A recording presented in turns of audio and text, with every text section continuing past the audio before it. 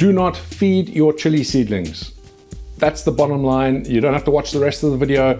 Just take that into account. Do not feed your chili seedlings. If you want to know why, continue watching.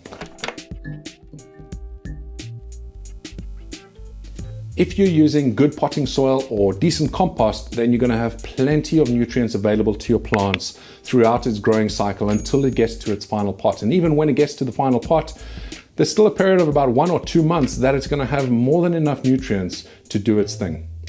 It's actually detrimental to the plant if you feed them, especially in the early days, for 2 reasons. Number one, if you're feeding them with something that's too strong, you could burn the roots.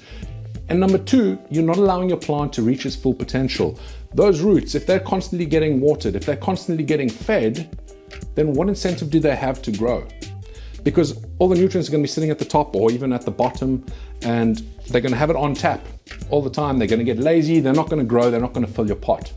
If you don't feed, your roots have a lot of incentive to go out and try and find as much nutrients as it can.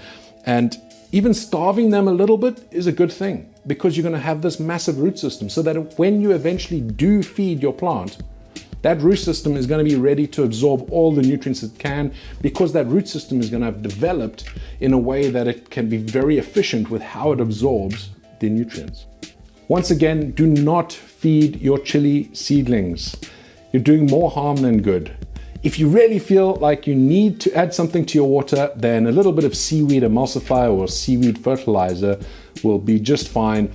Not a very high NPK, and there are some good micronutrients in there to help the natural enzymes and bacteria and stuff that is going on inside your soil.